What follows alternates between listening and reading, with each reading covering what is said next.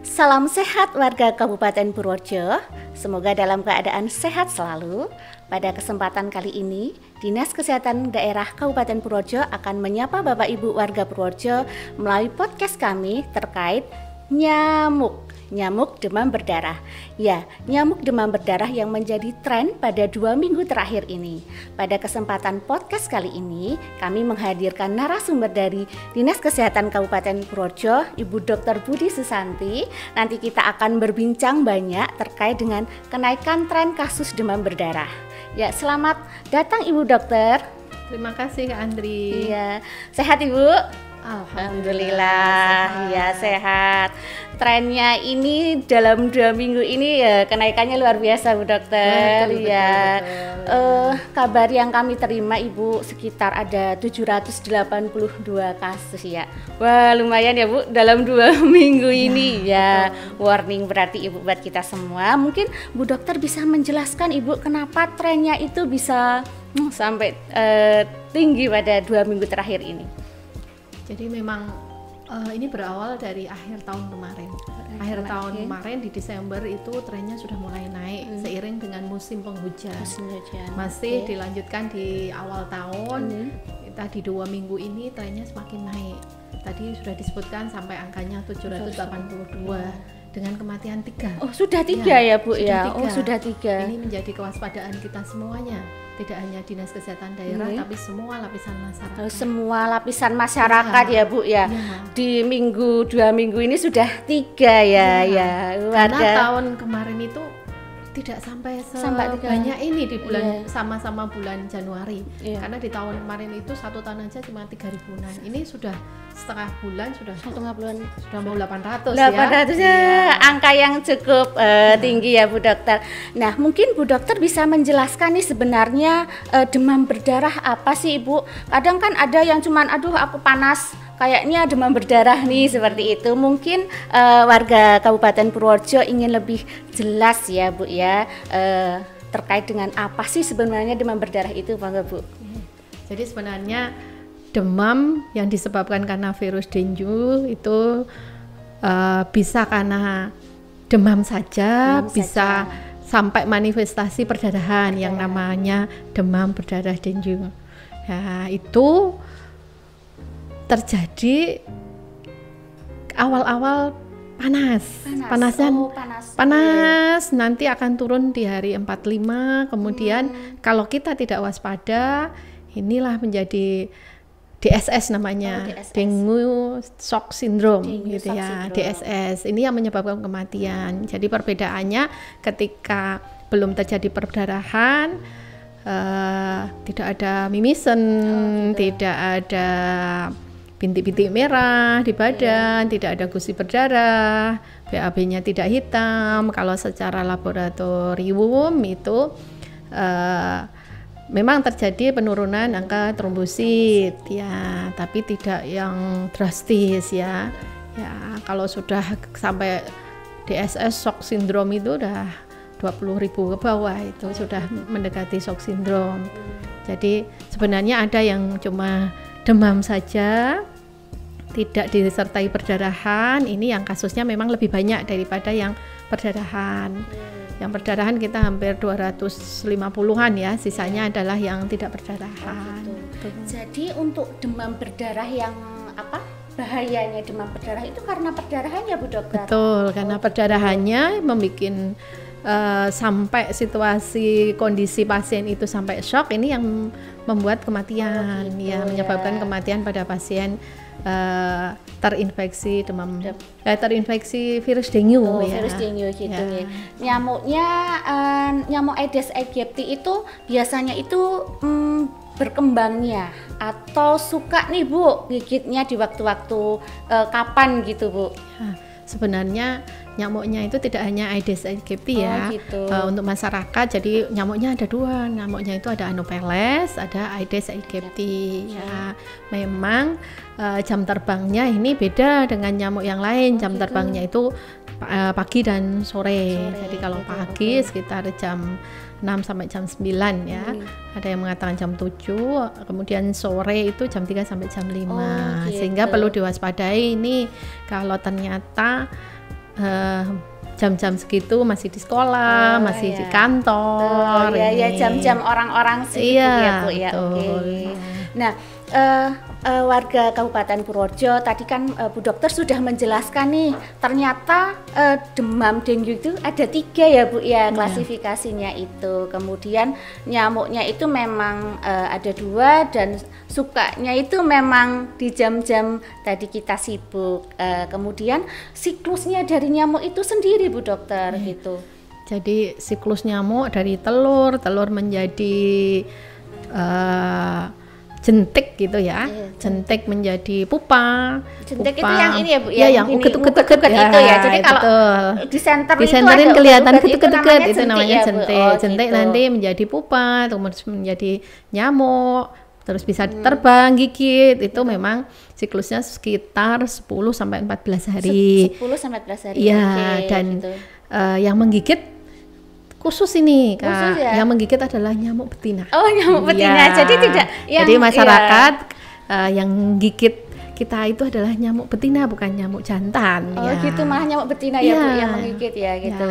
Nyamuk betina ini butuh darah untuk memproduksi telur. Oh gitu. Jadi telur itu akan dikeluarkan oleh nyamuk betina satu harinya 100 sampai 300 telur. Satu hari itu satu nyamuk betina itu betul bayangkan berarti 100 sampai 300. 100 sampai 300. Padahal umur nyamuk itu sekitar 2 sampai 3 bulan yang betina. Oh gitu. Berarti lebih ini ya Bu, bisa produktif kita bayangkan ya, satu nyamuk.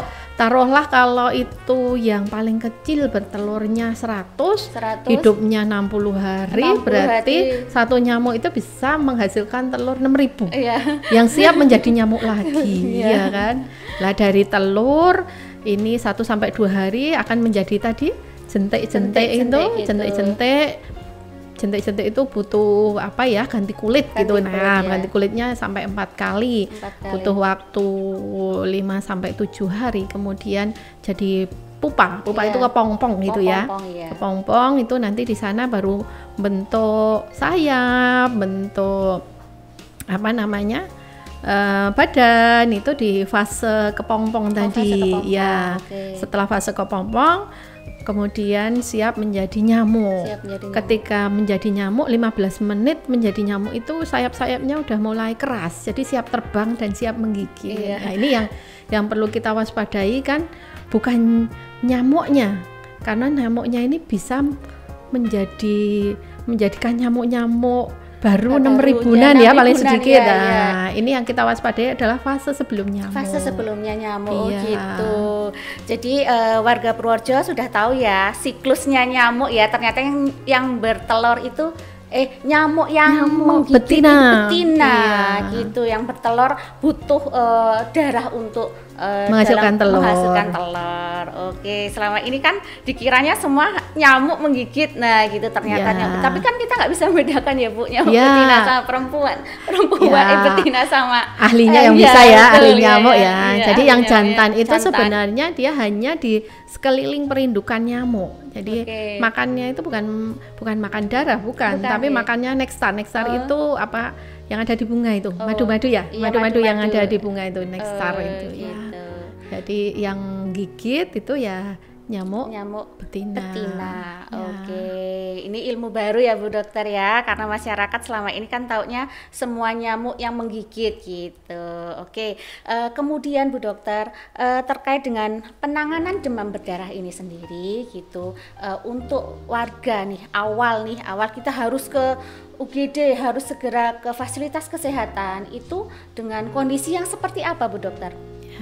Harapan kami dari Dinas Kesehatan, ketika sudah merasakan demam, sudah merasa sakit, jangan tunggu sudah tidak mau makan, sudah lemes baru ke rumah sakit. Ini yang terjadi adalah yang kematian ini terjadi karena keterlambatan datang ke rumah sakit, sudah kondisinya sudah mulai memburuk, yang sampai shock itu tadi ya, sampai nanti periode shock karena DSS, shock sindrom ya, karena dengue ya.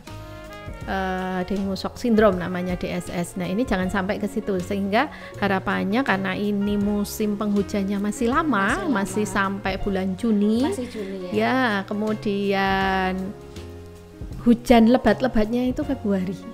Artinya kita masih punya PR panjang. Ketika sudah merasa nggak enak, silahkan datang ke pelayanan kesehatan terdekat.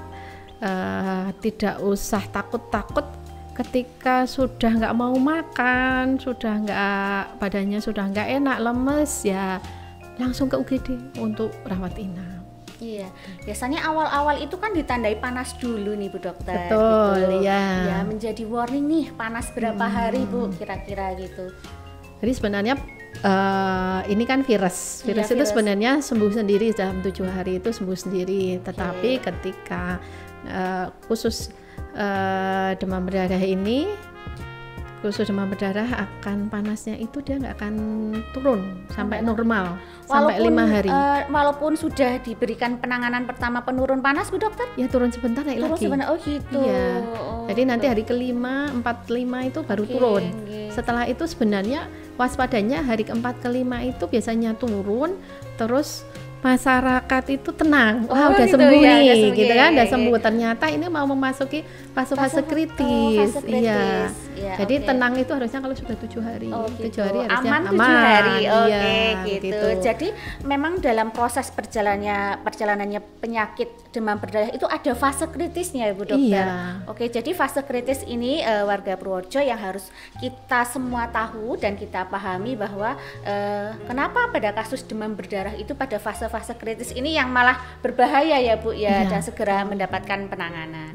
Gitu. Himbauan ketika di panas hari ke-4 ke-5 kok tidak mau makan, tidak mau minum, intake-nya itu berkurang, tidak usah berlama-lama di rumah.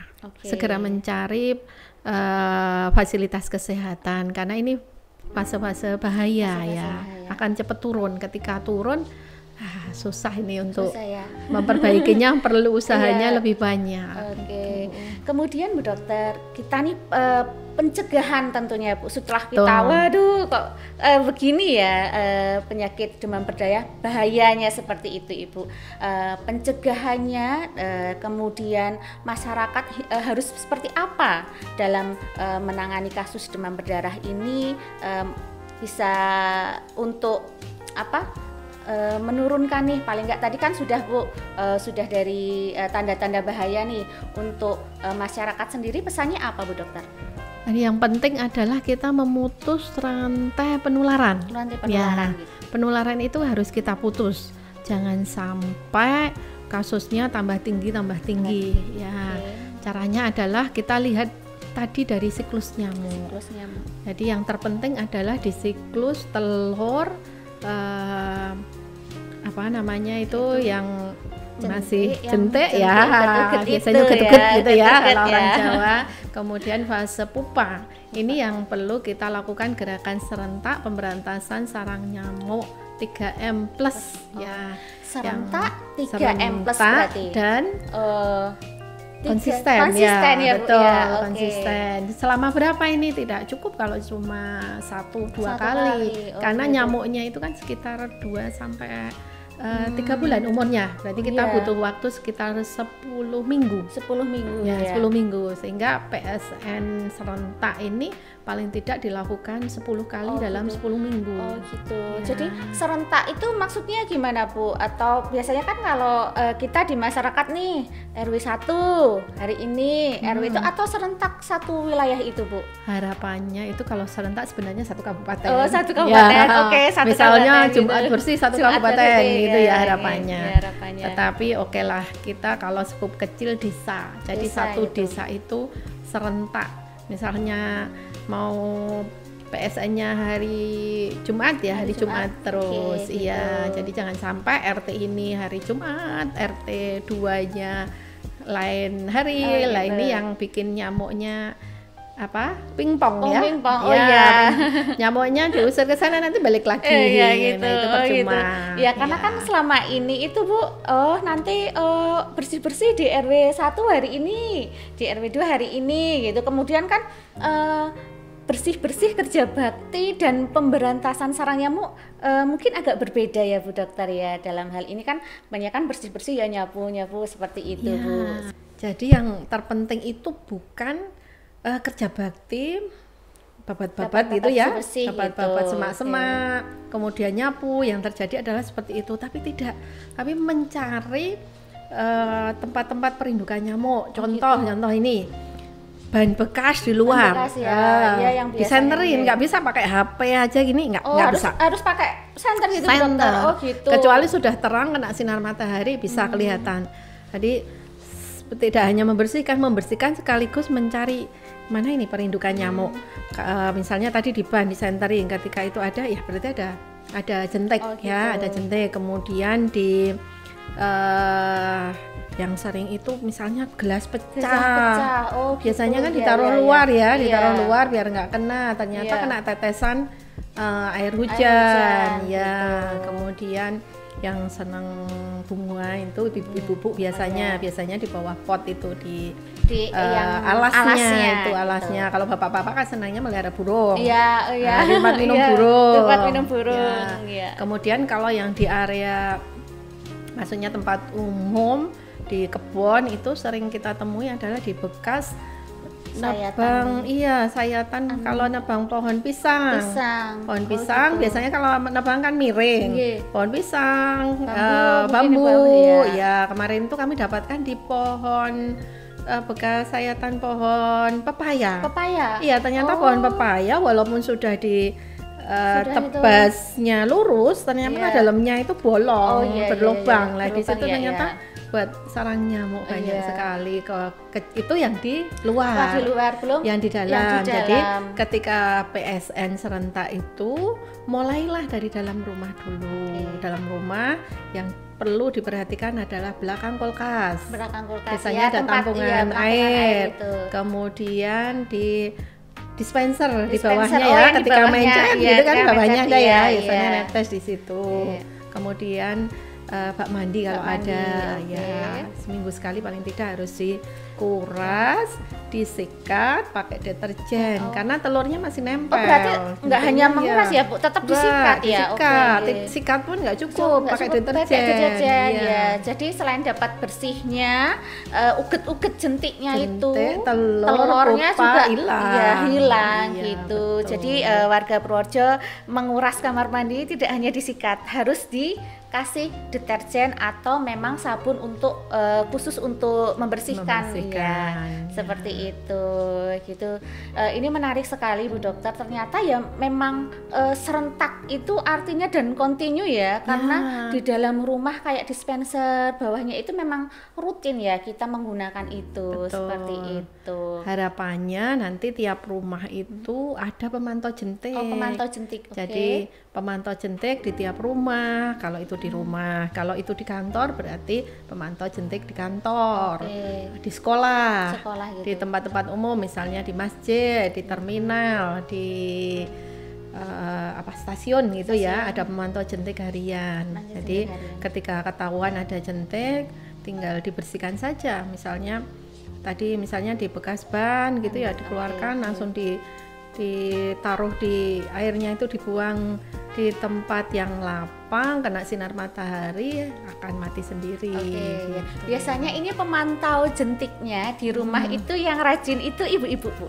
Iya, ibu-ibu biasanya rajin karena ya di rumah itu yang suka bersih-bersih biasanya ibu-ibu. Sebenarnya bisa dibagi, tidak hanya ibu saja. Jadi misalnya ibu hari Senin, Selasa, bapaknya Rebu, Kemis, putrane dikasih jadwal sehingga satu rumah itu punya tanggung jawab untuk melihat jentik, jangan sampai ada jentiknya. Selain itu sebenarnya bisa sambil menanam tanaman-tanaman untuk pengusir nyamuk gitu ya. Nyamuk itu kan nggak suka dengan yang bau-bau menyengat Selama ini kan yang salah kaprah itu menanam serai ya. Tapi menanam saja. Menanam saja ya ternyata. Lavender menanam aja. Ya nggak bahkan hilang nyamuknya. Jadi serainya itu daun serai, bunga lavendernya itu apa ya, kayak diremas-remas bisa diremas-remas, artinya nanti ditaruh di dalam rumah atau di dekat tempat kita tidur sehingga kan keluar baunya. Oh ya, aromanya berarti aromanya keluar. Kalau tidak diremas atau di apa ya, kayak di tepuk-tepuk apa-apa ya, itu intinya masih berupa tanaman di luar jadi pagar yang nggak keluar baunya. Jadi intinya pemanfaatan tanaman, pemanfaatan tanaman pengusirnya Bu gitu ya. Selama ini kan taunya menanam serai saja. Gitu. Padahal serai itu juga harus diolah ya Bu ya. Digeprek-geprek gitu bisa Bu ya. Bisa, atau diremes-remes gitu bisa. Oke. Kemudian minyak-minyakan juga bisa. Gitu. Jadi untuk repelan itu kan tidak harus yang bermerek beli itu ya. Minyak apa yang biasa anak-anak kecil pakai minyak telon bisa, minyak kayu putih bisa, minyak lawang bisa. Kalau jadi yang minyak-minyakan lotion juga itu Bu, bisa. yang lotion untuk yang anti nyamuk bisa. itu kan yang maksudnya di masyarakat lebih mudah dijangkau gitu ya. Kalau mau murah ya tadi serai diremes-remes olesin itu lebih murah. Bu ya. Jadi pemanfaatan tanaman pengusir nyamuk gitu ya Bu ya. Oke, kemudian Ibu pesan Ibu, pesannya untuk warga Kabupaten Purworejo untuk menyikapi tren naiknya kasus demam berdarah di wilayah Kabupaten Purworejo ini apa Bu?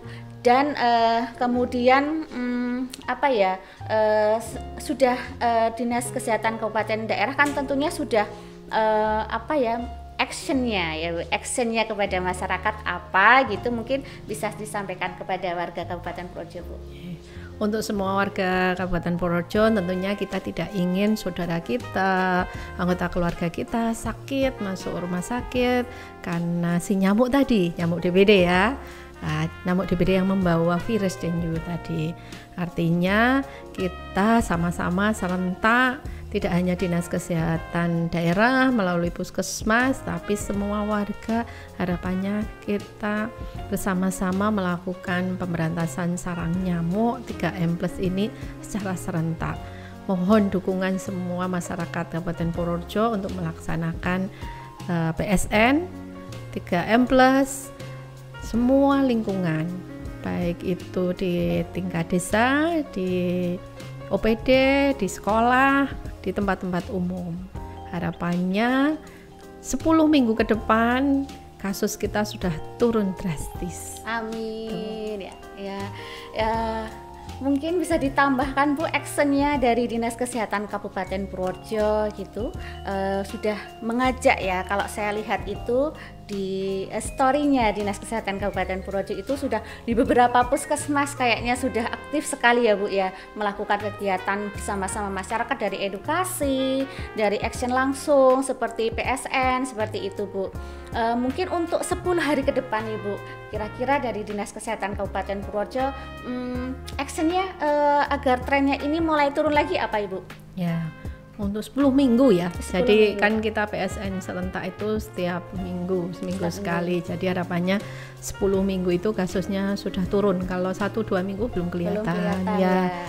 Selain PSN serentak, kita edukasi KIE lewat puskesmas, lewat media-media yang ada, termasuk media ini ya, media podcast ini harapannya nanti masyarakat lebih aware ya, lebih menjaga diri agar si nyamuk ini, walaupun ada nyamuk, kita tidak tergigit ya, dengan baju panjang, dengan tadi lotion, dengan upaya PSN tadi. Harapannya sudah si nyamuk yang 3 bulan ini atau 2-3 bulan ini telurnya tidak bertambah yang akan jadi nyamuk lagi. Kemudian Bu Dokter, kalau ada warga yang meminta fogging aja kayak gitu, gimana Bu? Sebenarnya fogging itu hanya menyasar nyamuk dewasa. Dewasa aja. Ya, dan nyamuknya nggak mati. Nggak mati Bu? Nyamuknya itu setengah mati saja. Semaput gitu. Iya, semaput. Nanti bisa terbang lagi. Jadi sifatnya hanya mengusir ke sebelah, misalnya ke sebelah desa, nanti bisa balik lagi ketika tidak melakukan pemberantasan sarang nyamuk lagi, Berarti sehingga tidak Oke, disarankan tidak untuk disarankan, ya. dilakukan fogging. Iya. Selain efeknya juga banyak ya.